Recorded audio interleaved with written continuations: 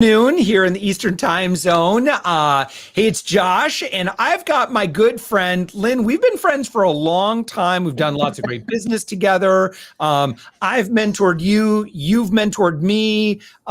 We've worked together on a number of projects. And Lynn, you are my go-to person for a lot of sales training stuff. I've learned so much from you.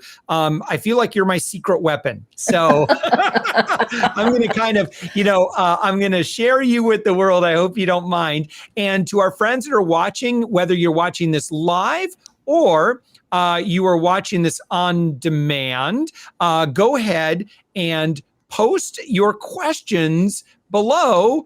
And again, I've got Lynn Whitbeck. Lynn, I put your website on the screen there. But if you comment below, we're going to talk about all things having to do with if you are in business for yourself and you're like me, and chances are you are the anchor person for all the sales activity that gets done. In other words, if you, as the business owner, were to stop showing up to work, or you had to take a few week off work, sales, Lynn, what would happen to their sales? They would evaporate. Yeah. Puff of smoke. Yeah. So if you are in that position, and I'm in that position right now, I want you to pay attention to what we're going to be talking about, because we have to map out a strategy unless you want to do what you're doing and work that schedule and never take a few weeks off, right? Without some severe consequences. There's a light at the end of the tunnel. Lynn, would you mind, maybe I've kind of introed you a little bit. Would you mind, just before we kind of get into the meat of this, maybe just share a little bit about your background and your work and what led you to do the work and work with business owners in the way that you do? Yeah, absolutely. I mean, Josh, I've been selling since a Girl Scout, when we had the special divisional cookie badge, and dang it, I wanted that cookie badge. And I developed sort of a strategy and a system to sell those cookies with my friend. I hauled her around, and she was the most, introspective, quiet, shy person, and yet we sold more cookies than anyone else in our district. We were the only two young girls to get that cookie badge. And so that's sort of where the love of selling started, because it also was tied to, I was selling a product that I loved and I believed in, and the organization.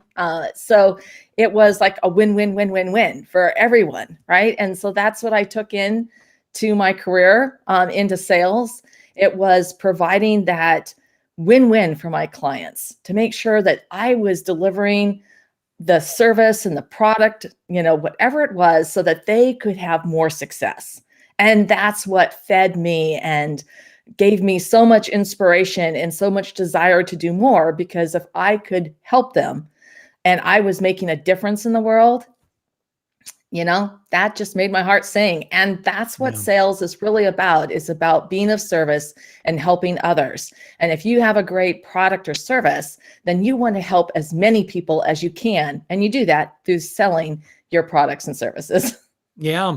I think we see, if we think about the normal life cycle, Lynn, in a business, let's say it's a SaaS company, or, maybe you're an agency, you're a freelancer, you're very good at what you do. And I think we kind of follow the typical E-Myth model, right? Where we start off and we're doing all the stuff, because we're good at it. And so people are hiring us, and it's a solo operation. Then we expand and we start hiring some people to do the operations and the services, or, the programming or whatever behind the thing. And again, I think in terms of most good business owners realize that the most important work that they can do is that, hey, Stacy Stockford, welcome. The most important work that we can be doing is growing our companies.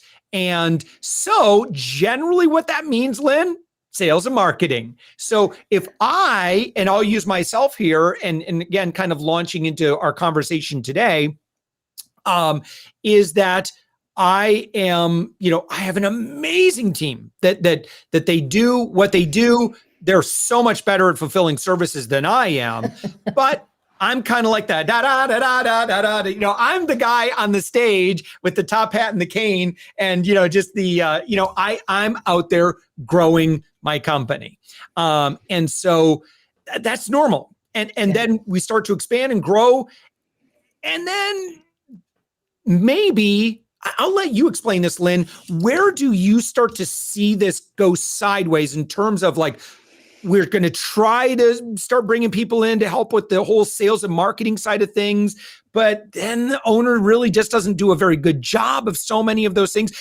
Talk about where this goes wrong, because I think some of these things are going to unfortunately probably feel pretty normal to people. Like they've felt what you're about to share, I think. There's so many different aspects to this. So first of all, you're working yourself to death, right? And second of all, there's so much founder magic, a phrase that you've coined, that's just locked up in your head, and you're on this hamster wheel and you cannot seem to get off. And so one of the things that we do with our sales strategy program is to get you off that hamster wheel, because what we're going to start doing is immediately implementing and on the fly the work that you're doing anyway. It's not adding any work to you, but it's actually creating effective, efficient results right away. And so you do that by you start planning, what is your sales strategy? I mean, what does that look like? What do we need to put in as our foundation? And then these are all pieces that the rest of your team can get on board with. And as you bring in additional sales team members, they're going to get trained on, and they can be a part of that process, so that we're transferring that incredible founder magic into a system that can be replicated and scaled. And that is so important, because what happens is a lot of times you hire different salespeople, and some of them perform and some of them don't, but you end up having this mini entrepreneurs that are all doing sort of their own thing. And there's not the type of support and the ability to replicate success and to truly scale the business, because now you've got a whole bunch, you've cloned yourself in a way that you've got a bunch of people that are all running around independently doing their own thing, and there's still this chaos in the system. And so what you want to do is really remove that chaos and all those hours of wasted time and energy, because you're pulling levers that they don't even need to be pulled. And that time can be repurposed into direct client interaction to truly scale and grow your business. And more importantly, to scale and grow profitable sales with your business. Yeah. And Lynn, I can just talk about my own experience with where we've failed at this, because I think that there's a couple of ways that I think business owners, their brain starts going, right? So when they recognize, listen, I'm doing all the sales, I'm pretty good at it because, I've got that, my name's on the side of the building, I'm kind of like the guru. A lot of times maybe we spend a little bit too much time on training and imparting our wisdom, where we should actually be assessing needs and actually making the sale.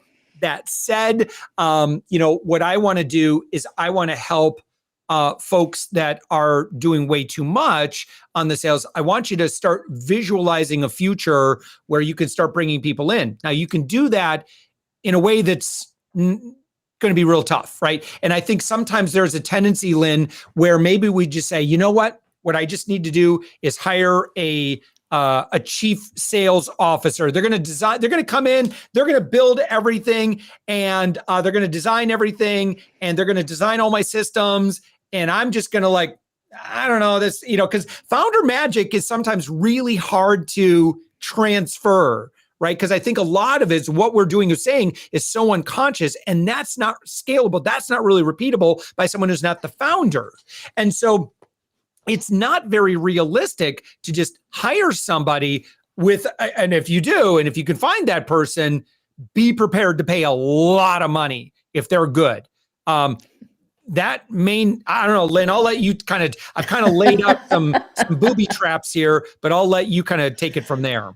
Well, and I've done that type of consulting work. So and put that together. But the key thing here is that there is a vision that the founders have, and that vision can be put into a plan. and a mission and a path forward. And so that founder magic can be captured sort of like the genie in the bottle. Not your particular or personal style. No, I mean, Josh, you're a one of a kind, and we all are. Oh yeah. But the thing is that when we put those pieces in place, and that first really major transformation is thinking like the client, and what they want, need, or lack. How your product or service benefits them, so they can, and then really getting that clear. And how your product or service, really allows your clients to do the so they can be successful in whatever the endeavor is or whatever they're trying to accomplish, and how you help them. And then you start to put that into your entire mapping your sales strategy, because that's why you started your business. It was to create something of value, to be of service to your clients, to help them. And so now we actually have been able to capture that genie in the bottle. And then we can start to build out the entire foundation of your sales system, your ideal client avatars, your target market, how you're going to be communicating with them on the client thinking, what they're thinking and that perspective. And then how do we expand that into building really worthy relationships where you come into it genuinely with that sense that I want to help you. I want to be of service. And as you build out everything within the plan, you're actually doing the work every day. You're still selling, but you're actually creating more value because you're seeing, oh my gosh, we had a failure. We had a gap right there. Now that I'm gone through our client journey mapping, I know how to fill that gap right here, now, today. And that's not going to happen again. Yeah. And so you're doing it in real time, on the fly, and you're being able to realize those results immediately. Yeah. Yeah. A couple of other things I'm thinking about, I'm just kind of, replaying this in my head of like places that I've really messed up at this is, hiring someone who says, let's say you go on Upwork or something like that. Yeah, I can do phone sales. Okay, cool. You hire them. And if you don't have that system in place, I mean, you're just setting them up for failure. It's going to be frustrating for everybody. I mean, if you don't really have a truly systems-based approach where you can, put somebody in who is not you, because they're not going to be able to do what you do, right? And so, Lynn, can I ask, let me just, I want to do maybe just a quick overview of your program and how you work with people. And I know that there's a couple of different levels, so we'll be a little vague, on that. And I'll put the link here that folks can go to. I've personally worked with Lynn. Lynn is good people. Lynn is very, very intelligent. She's very, very good at what she does. I've learned so much. We've done very, very good business as a result of paying attention to this woman right here, right? So the website I put on the screen below, it's pdq.link/strategy. And Lynn, on that call, and again, this would be appropriate for someone that is at that stage. You're doing good business. You're making some good money at doing what you're doing. And you're now at that stage where you really need to hire some key people to put in place, because eventually we got to work you out of that. Did I say that right, Lynn? And of course, There are normally you work with companies that have 10 or more or 50 more employees you work with big companies, and then you work with some smaller level companies. Is that correct? Yeah. I really love being in the small business segment. And I've worked with big corporate clients, from Costco to Starbucks and so on. But, being in that, really seeing how they're impacting their company, their team members, their clients, and their community. There's a lot of really great payback with that. Yeah. So could you just outlay, when you're talking about when you work with someone, what does that look like? I mean, I could explain how you and I work together. We worked together over a period of time, and I had my director of operations join us as well, Elisa. And, that was just so impactful and informative and interactive, and we did a lot of great stuff. But could you outlay, and again, you can share just a light overview if you like. We got about 8 minutes left. But again, I put the link on the screen, pdq.link/strategy. But Lynn, do you want to talk about what that would look like in terms of working with you? Yeah, absolutely. So we go through 5 stages. And the first one is that client thinking, because that is the most important foundational stage. And you will use it throughout the rest of your career. And you're using it now, maybe unconsciously, but you're going to really put some boost under that, add some caffeine, the Red Bull to it, right? Then we really work through your sales strategy and the foundation. And that's your journey, your market, your avatars, and then that relationship building, the worthy intent. In stage 3, we're creating the entire sales strategy plan. So that's your communications, delivering value, outreach, presentations, finesse, negotiation, follow-up, right? The closing, all of those key things. And we're putting, well, like I said, an entire strategy together that you can then, you're actually using it as you go, and you can replicate it and continue to scale your business. So it's that foundation. Then we help you turnkey your business with the systems, processes, and support materials you need, including really something that is so powerful, such as the QBR workshop and referrals, and how to really add that profit and that additional business into your sales. Then we move into really helping you scale to 7 or 8 figures, depending on where you're at with your business. In most cases for us, it's, we're looking at 8 figures and beyond. And we do all of this. We help you get results in 6 different ways that are really focused on engaging and enlarging your skills, accountability, and mentorship. And we start with a quick start launch call, and so we can get you right off to that start that you need. We have a learning center where we have the materials. And right now with our founder circle, all of those are being done live. And so you're getting that extra, special access while we're building that out. You have your group coaching calls. We have 3 calls per week so that you are getting that, once again, that immediate help that you need. We provide real-time feedback. We use a special Slack channel. For those of you who are not familiar, it's like Facebook, but it always remembers. And then, of course, we have the mastermind, the Scale to 8 Figures mastermind, and we also provide done-for-you services. And so these services are things that you need to, once again, put that cherry on top to really boost your sales. And they're things that we bring that expertise to provide for you.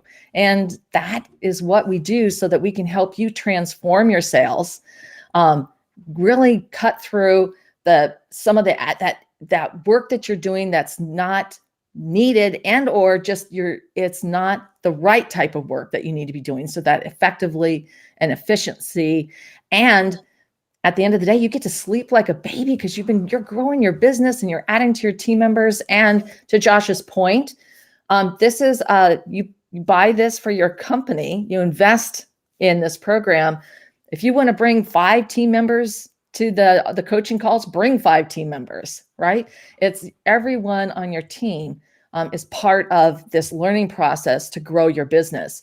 And when you really orient your entire organization to thinking like the client, I mean, that's your superpower. And then when you sort everything out and take out the chaos, you've just rocket boosted your superpower. Yeah. Lynn, a final question, just in terms of like thinking about the future, right? So if someone starts working with you, and let's say they're kind of in a situation like I am. So I do all of the sales conversations, right? And I'm involved in some, email communications. I would say probably about 20% of it where I just have to step in and answer that sort of thing, or recording bombs, that sort of, Now that said, I've got some great helpers that help out with our system. Lead gen's on fire. We're not worried, like that's what we do. So Yeah. Obviously, we follow our own system. We're on fire. Like I've got literally, over 100 people in my sales queue right now, looking forward to chatting with them. So that's good. Got good support and, and cadence and that sort of thing.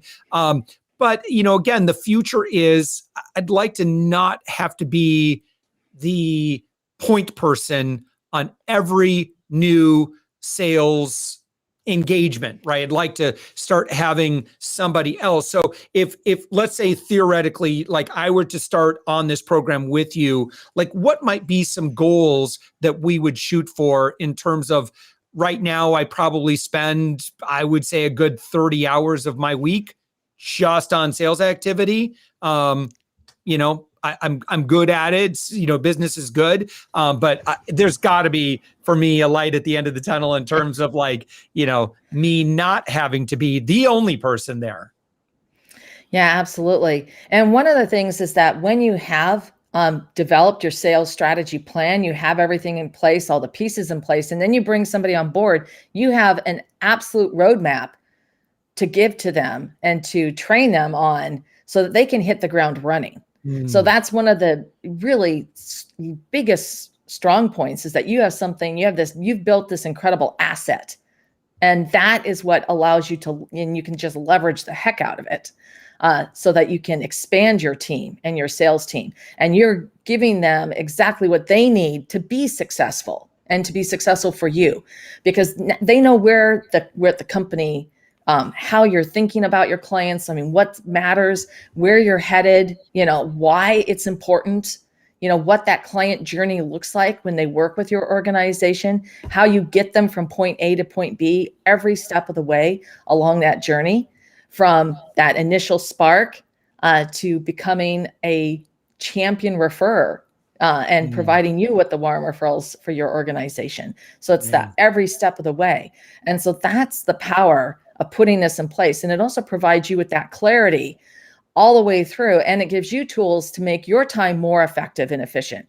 I mean, Josh, you're all about that. And you've built such an amazing team to really accentuate that. That's how you've been able to grow your business, is through your efficiency, and being able to replicate things.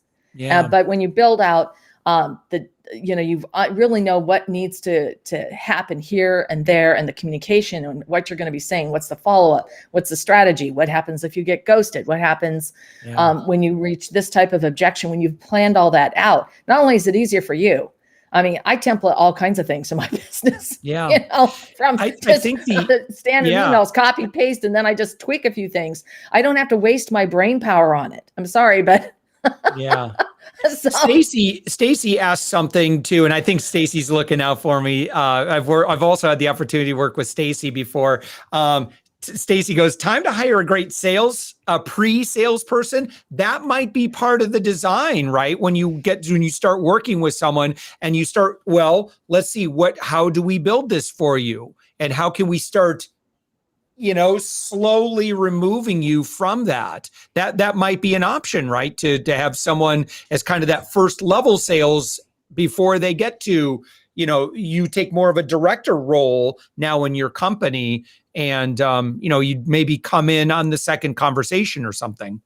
Yeah, absolutely. Well, the whole program, because you're putting, as you build out your sales strategy, other team members can, like you have, start doing some of the tasks.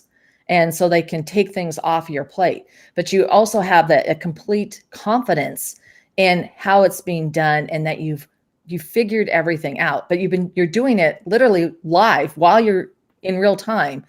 You'd be doing the work anyway, but now you're capturing it. Yeah. And you're creating that really rock solid ability to expand your team really effectively. And I think that's a real important key that you just mentioned there, Josh, because now, as you start delegating and you're letting go of a few things, and you realize, I can do that. I actually can delegate, and I can have the confidence that it's going to be done really well, because we've already provided the clarity and the roadmap so that people can self-help. They can do what they need to do, and then they come back to me if they have questions.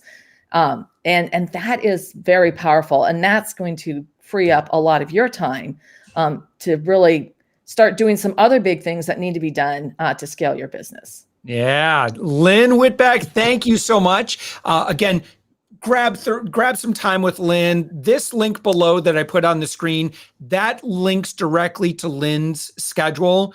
Grab a few minutes with Lynn. I'm sure, Lynn, you'd be happy to ask about their company and kind of find out where they are. Again, and this would be appropriate if you're making great sales for your company right now. But again, as the founder owner, you're doing way too much. This would absolutely be the appropriate program for you. You know, let's start mapping out your kind of your exit plan of, you know, being the be all end all when it comes to sales and get you moving on to greater and greater CEO level work. Lynn Whitbeck, thank you so much for joining us. Again, your website, I put in the post below as well, p2q.link/strategy. And again, that'll put you right on the Lynn's schedule page, Lynn, where you'd thank you so much for offering as well, you know, to chat with folks and help figure out, you know, what the best path forward would be. Thank you so much, Lynn. Well, Josh, thank you. It was a pleasure. Thank you. Thank you. Thank you, everybody, for watching. Take care.